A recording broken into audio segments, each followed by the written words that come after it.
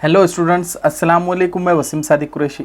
Students, ये हमारा हिंदी से उर्दू सीखे पार्ट 3 है, यानी लेसन 3 है, जिसमें हम हुर्फ़े तहेजी देख रहे थे। इसके पहले हम जो है तो बहुत सारी हुर्फ़े तहेजी देख चुके हैं। अलिफ से लेके तो ज़ोए तक के हम देख चुके हैं।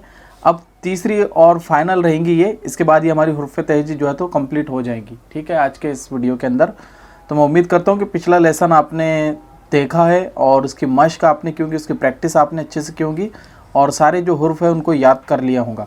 तो चलिए शुरू करते हैं। हमारे आगे के हुर्फ़ तहेजी कौन से हैं, उनकी आवाज़ें क्या है और कैसे उनको पढ़ना है, हम देख लेते हैं।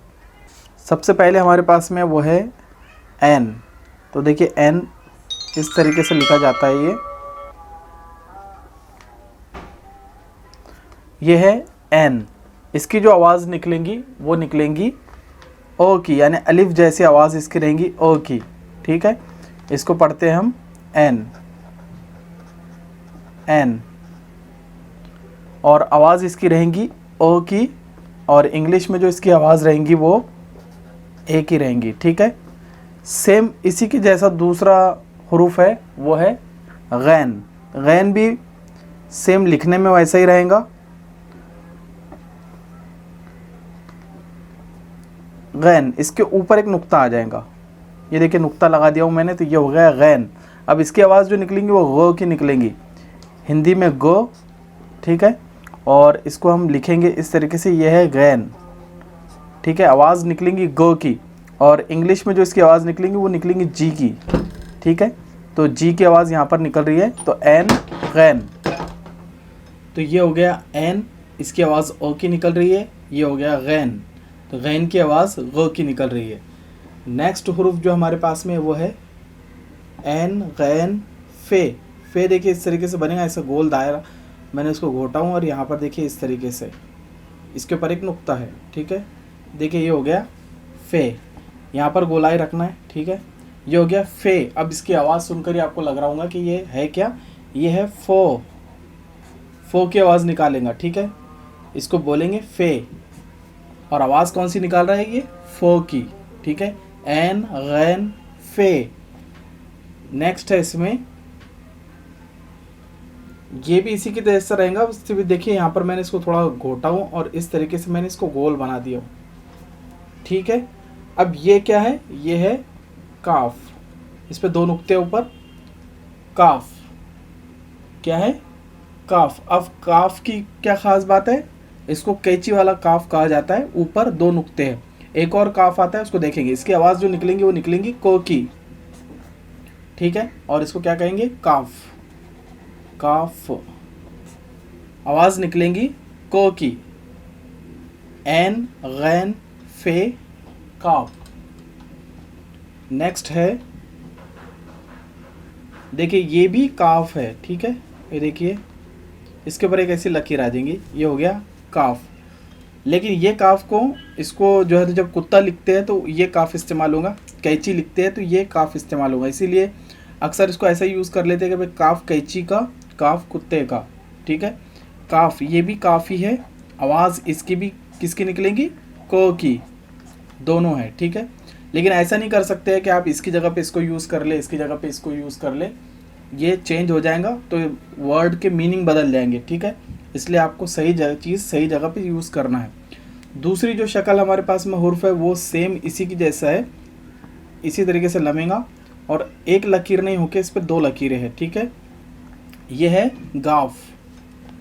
गाफ, अब ग से शुरू हो रहा है तो ये आवाज़ काय की निकालेगा, जी की, मतलब गो, गाफ, गाफ। ठीक है, ऐन गैन फे काफ काफ गाफ। ठीक है, नेक्स्ट है, देखिए इस तरीके से इसको लकीर है और यहाँ से इसको गोल कर देना नीचे से। ये हो गया लाम। लाम, लाम, लाम। आवाज़ काय की निकल लेंगे, लो की, इंग्लिश में एल की। लाम, इंग्लिश में आवाज़ ला एल की। ठीक है, ये हो गया हमारा लाम। नेक्स्ट है हमारे पास में, देखिए इसके मुंह पर जो है तो मैंने यहाँ पर थोड़ा घोटा हूँ और इसको इस तरीके से करके मैंने नीचे खींचा हूँ। मीम, क्या है ये, मीम, मी म, मीम आवाज़ निकालेगा ये मो की। इंग्लिश में आवाज़ जो निकलेंगी वो निकलेंगी एम की। क्या हो गया? मीम। तो स्टूडेंट्स मैं आपको एक यहाँ पर बात बता दूं कि जो उर्दू लिखते हैं तो वो इधर आपको राइट हैंड से उर्दू शुरू होती है, यानी इधर से इधर की तरफ। तो आप जब अरबी लिखेंगे तो भी इधर से इधर की तरफ रहेगा, फारसी आप लिखेंगे यानी पर्शियन तो भी इधर से इधर की तरफ रहेगा। बाकी बहुत सारी जो लैंग्वेजेस है हमारी, इंग्लिश, हिंदी, मराठी, ये सब लेफ़्ट टू राइट होती है, ये राइट टू लेफ़्ट जाती है। ठीक है, इस तरीके से इधर से आपको इसको लिखना है। तो आप देखिए कि ये शक्लें हमने देख ली है। नेक्स्ट है इसमें जो हमारे पास में है वो है नून। नून कैसे लिखेंगे? तो इस तरीके से बस इसको गोलाई कर देना है। मेरी राइटिंग जो है तो अभी ये ख़राब आ रही है इसमें, क्योंकि मुझे थोड़ा बुक तिरछा रख के लिखने की आदत है, तो मैं इसको सीधा रखूँ कैमरे के हिसाब से, इसलिए इसमें मेरे थोड़ी बनावट सही नहीं आ रही है। ये है नून। नून बोले तो आवाज़ काहे की निकालेंगे? न की, न की आवाज़ निकालेगा। इंग्लिश में हम एन इस्तेमाल करते हैं, नून। तो ये हो गया नून न, नून न। नेक्स्ट हमारे पास में वो है वाव। क्या है? वाव कैसे लिखना है? ऐसे ऊपर से घोटना है इसको और इस तरीके से करके ये देखिए वाव हो गया, वाव। अब ये वाव की आवाज़ काहे की निकलेंगी? वो की। इंग्लिश में हम क्या इस्तेमाल करते हैं इसकी जगह पे? एक तो हम डब्ल्यू भी इस्तेमाल करते हैं या वी भी इस्तेमाल करते हैं। जैसे मेरा नाम है वसीम, तो वसीम वाव से शुरू होता है, तो वाव से मैं यूज़ मेरे नाम में होती है डब्ल्यू। ठीक है, तो ये है वाव, वो की आवाज़ निकालने वाला वाव। नेक्स्ट है हमारे पास में वो है, देखिए इस तरीके से ऐसा करके ऐसा जा रहा है। ठीक है, ये है हे। क्या है ये? हे। और इसकी आवाज़ क्या निकलेंगी? हो की। और इस ये जब जहाँ पर लगता है तो यहाँ पर इसको झटके वाला हे बोलते हैं, यानी हल्का सा झटका रहता है इसमें। और ये अक्सर नाम के आखिरी में अगर आ गया तो वहाँ पर थोड़ा सा झटका लगता है इसके अंदर।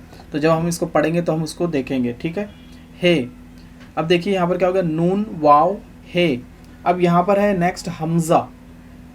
हमज़ा, ये देखिए इस तरीके से और ऐसा लकीर है, ये हो गया हमज़ा। हमज़ा जो है तो ऐसा समझ लीजिए आप कि ये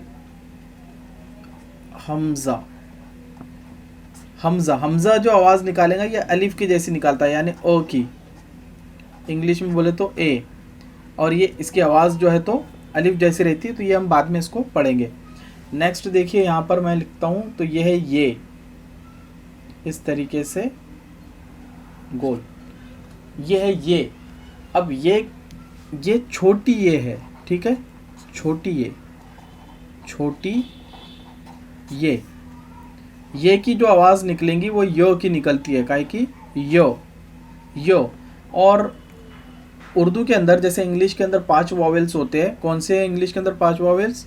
तो वो है ए, ई, ओ,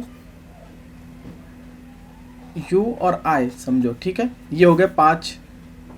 अब ये इंग्लिश के वॉवेल है, उर्दू के अंदर भी वॉवेल होते हैं। तो उर्दू के अंदर के जो वॉवेल है वो है अलिफ,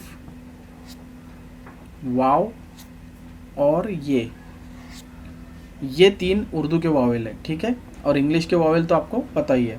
तो ये है छोटी ये, यानी ये समझ जाइए आप कि जब आप उर्दू को पढ़ेंगे तो वॉवेल जैसे काम करेंगे। ये हो गया, वाव हो गया, अलिफ हो गया, और दूसरी भी तो सारी चीज़ें हम इसमें देखेंगे।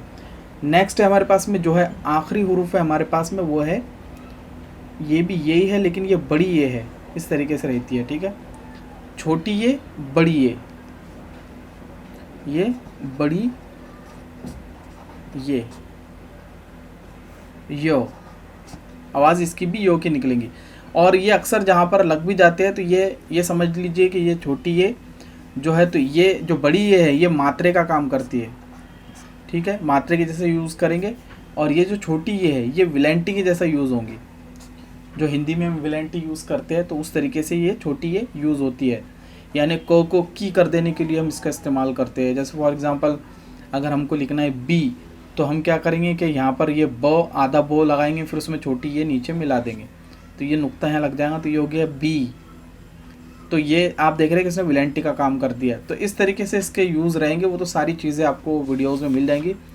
तो फ्रेंड चलिए अब इसके एक एक वर्ड हम इसके देख लेते हैं कि कैसे इसके वर्ड बन रहे हैं। एन से क्या आ रहा है, गैन से क्या आ रहा है, वो देख लेते हैं। तो चलिए स्टूडेंट्स इनसे बनने वाले वर्ड देख लेते हैं। तो सबसे पहले हमारे पास में एन आवाज़ निकलती है इसकी अ की, और इससे जो वर्ड बनेगा वो है ऐनक। ऐनक मीन्स चश्मा, ठीक है। यहाँ पर है दूसरा हमारे पास में गैन। गैन बोले तो ग यानी गुब्बारा, गुब्बारे जो लिखते हैं यानी बलून्स जो होते हैं वो। उसके बाद में फे, आवाज़ फ की। इंग्लिश में जो इसकी आवाज़ रहेंगी वो रहेंगी एफ़ की, एफ़ को इस्तेमाल करते हैं हम, ठीक है। तो ये हो गया फव्वारा, फव्वारा जो लिखते हैं। अब देखिए क, और इंग्लिश में इसकी आवाज़ जो हम तो के भी लगाते हैं या सी भी लगाते हैं, ठीक है। तो ये हो गया क, और को की जो वर्ड हम लिखेंगे तो हम कैंची भी लिख सकते हैं, कलम भी लिख सकते हैं, ठीक है। उसके बाद में जो दूसरा है वो है हमारे पास में क और काफ। तो ये काफ जो है इसकी भी आवाज़ जो है के की भी निकलेंगी और सी की भी निकलेंगी। तो जैसे हम कंप्यूटर लिखेंगे तो वो ये वाले काफ से लिखेंगे, या कुत्ता लिखना है तो भी इस काफ से हम इसको लिखेंगे। गाफ, गो की आवाज़ निकलेंगी, मतलब गिलास। अगर आपको गिलास लिखना है तो आप गाफ का इस्तेमाल करेंगे। लाम, लट्टू, लट्टू कहते हैं वो जो भौरा जो घुमाते हैं हम उसको कहेंगे लट्टू, या लाल। आप जो भी लिखना चाहे तो लाम से आप लिख सकते हैं। उसके बाद में मीम, मस्जिद, मेंबर।